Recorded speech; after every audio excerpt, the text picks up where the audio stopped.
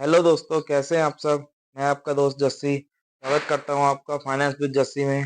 आज हम बात करने वाले हैं एक नए म्यूचुअल फंड्स की, जो अभी कुछ ही दिन पहले स्टार्ट हुआ है रिसेंटली। आज हम उसका एक रिव्यू करने वाले हैं। नाम आप में से कुछ लोग शायद जानते भी होंगे, Jio BlackRock flexi cap mutual fund. आज हम बात करने वाले हैं इसमें कि ये इसका रिव्यू कैसा है, क्या एयूएम है, क्या इसमें अपॉर्चुनिटी है, किस तरीके से काम करता है, क्या इसमें हमारा इन्वेस्ट करने का सही समय है, क्या हमें इन्वेस्ट करना चाहिए या नहीं करना चाहिए। तो चलिए देर ना करते हुए शुरू करते हैं।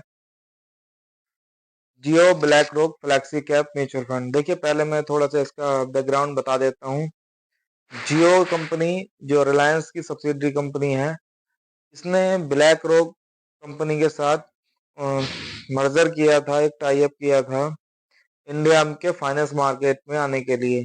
ब्लैक रॉक वो कंपनी है जो पूरी दुनिया की सबसे बड़ी एसेट मैनेजमेंट कंपनी है। यानी ऐसा कहिए कि जो गूगल, फेसबुक ये कंपनियां हैं, ये उसके सामने कुछ भी नहीं है। वो कंपनी जब चाहे इनको डुबा सकती है, जब चाहे उठा सकती है। यानी वर्ल्ड की सबसे बड़ी जो फाइनेंस मैनेजमेंट कंपनी है, एसेट मैनेजमेंट कंपनी, वो है ब्लैक रॉक। और ब्लैक रॉक के मर्जर के साथ जो जियो ने स्टार्ट किया है इंडिया में, पहले एक हमारे कुछ दिन पहले कंपनी लिस्टेड हुई थी शेयर मार्केट में, जियो फाइनेंशियल सर्विस। और उसी में एड ऑन करते हुए अब ये म्यूचुअल फंड्स में आई हैं। पहले इनके भी तीन चार म्यूचुअल फंड्स हैं, लेकिन सारे जो म्यूचुअल फंड्स हैं वो एक्टिव म्यूचुअल फंड्स हैं। अभी सॉरी, जो पुराने म्यूचुअल फंड्स हैं वो सारे पैसिव म्यूचुअल फंड्स हैं।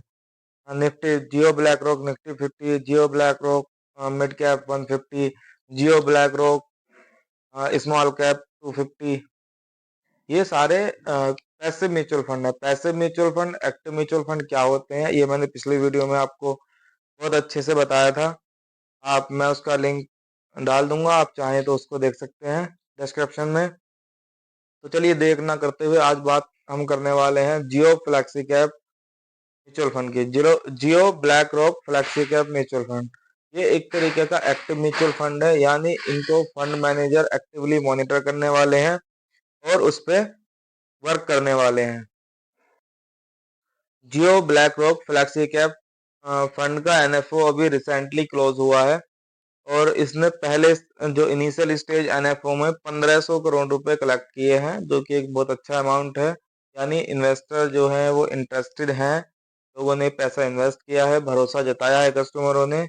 और एनएफओ के बाद अभी करंटली इसमें इन्वेस्टिंग, जो हमारी रूटीन इन्वेस्टिंग है वो शुरू हो गई है। आप चाहें तो इसमें अभी भी इन्वेस्ट कर सकते हैं। मिनिमम जो एसआईपी रखी है वो 500 रुपये पर मंथ रखी है, और मिनिमम लमसम भी 500 रुपये ही रखा गया है। देखिए जो एग्जिट लॉट है वो कुछ नहीं है कंपनी का, बट आपको मिनिमम 6 एसआईपी करनी जरूरी है। 6 महीने के बाद आप कभी भी एग्जिट ले सकते हैं, कोई एग्जिट लॉट नहीं है।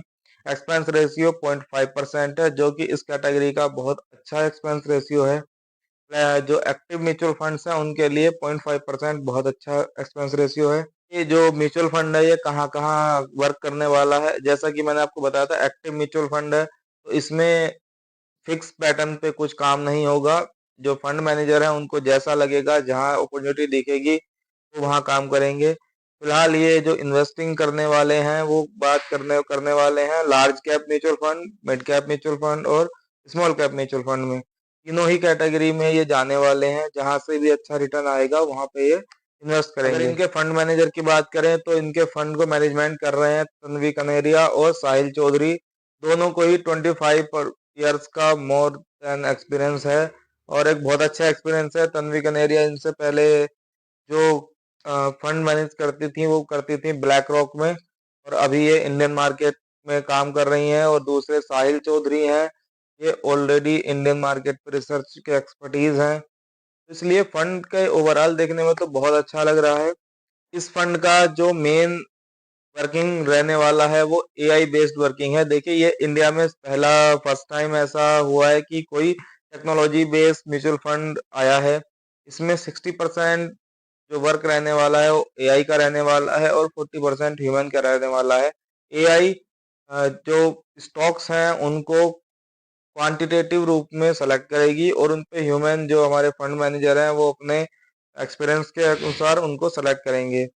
करीब 1000 स्टॉक्स ये रखने वाले हैं अपने फंड साइज में, अपने पोर्टफोलियो में, जिनमें जो फर्स्ट सिलेक्शन रहेगा क्वांटिटेटिव सिलेक्शन रहेगा, यानी जो मार्केट कैप के हिसाब से और बाकी चीज़ों के हिसाब से वो एआई सेलेक्ट करेगा।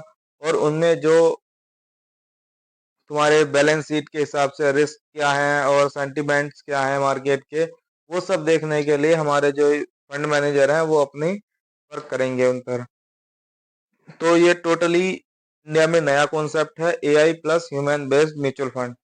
ग्लोबल मार्केट में बहुत अच्छा रिस्पॉन्स आया है एआई मार्केट का, लेकिन जो इंडियन मार्केट है उसके सेंटिमेंट थोड़े अलग हैं।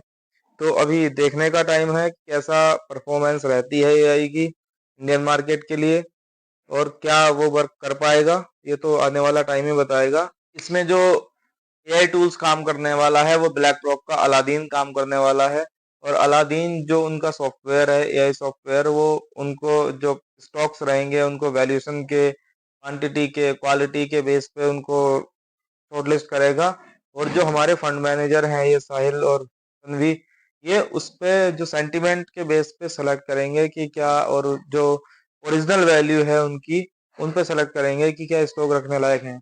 टोटल जैसा मैंने आपको बताया इनके डॉक्यूमेंट के हिसाब से लगभग 1000 स्टॉक ये पिक करने वाले हैं। म्यूचुअल फंड है, इसको 3 कैटेगरीज में इन्होंने डिवाइड किया है। First category equity and equity based instrument में जो ये इन्वेस्ट करने वाले हैं उसमें इनकी वैल्यूएशन का 65% टू 100% तक रहने वाला है, यानी मिनिमम जो 65% है वो इक्विटी में रहने वाला है, बाकी ये अप टू 100% तक जा सकता है।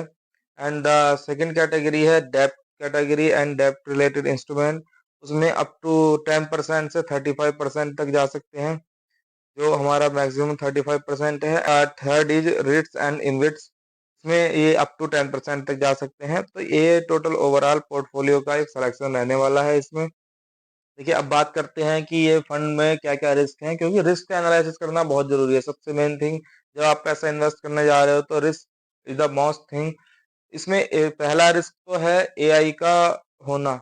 एआई यूजफुल होगा कि हार्मफुल होगा ये तो आने वाला टाइम ही बताएगा, क्योंकि ये अभी फर्स्ट टाइम इंडिया में एक्सपेरिमेंट हो रहा है।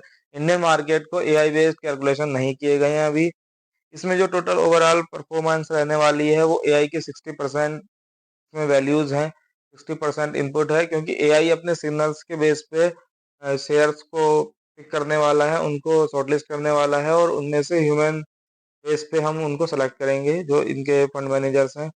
तो ये एक बिल्कुल रिस्क तो है एआई बेस पे, क्योंकि इंडियन सेंटिमेंट और ग्लोबल सेंटिमेंट में बहुत डिफरेंस है। ग्लोबल मार्केट में एआई जो मॉडल है वो बहुत हिट रहा है अभी तक, लेकिन इंडियन मार्केट में पहली बार ऐसा होने वाला है, तो ये रिस्क है एक। द सेकेंड थिंग इज, क्योंकि ये एक्टिव म्यूचुअल फंड है, एक्टिवली मैनेज होगा, जल्दी जल्दी इसमें विड्रॉल होंगे, जल्दी जल्दी इसमें इन्वेस्टिंग होगी नए नए स्टॉक में, तो शॉर्ट टर्म में वोलेटिलिटी देखने को मिल सकती है, अपर लिमिट पर और लोअर हाई मार सकते हैं। बट अगर लॉन्ग टर्म की बात करी जाए तो लॉन्ग टर्म में बिल्कुल एक अच्छा परफॉर्मेंस देने की उम्मीद है, जैसा कि इन्वेस्टर्स का भरोसा है। एक्सपेंस रेशियो ज़्यादा नहीं है और एग्जिट लोड नहीं है, तो अगर आप चाहें तो इसमें स्टार्ट कर सकते हैं। अगर आपको नए इन्वेस्टर की तरह एक एक्सपेरिमेंटल पॉइंट ऑफ व्यू है, उसमें रिस्क अगर आप लेने के लिए तैयार हैं तो बिल्कुल एक छोटी एसआईपी शुरू करके आप स्टार्ट कर सकते हैं। बट अगर आप पुराने इन्वेस्टर्स हैं और आपको सिर्फ जो वैलिडेटेड म्यूचुअल फंड्स हैं उन्हीं में करना है, आपको नहीं चाहिए कि हमें कोई एक्सपेरिमेंट करना है, तो बिल्कुल आप थोड़ा वेट कीजिए, कम से कम 1 साल की रिपोर्ट आने दीजिए, तब कुछ डिसाइड हो पाएगा।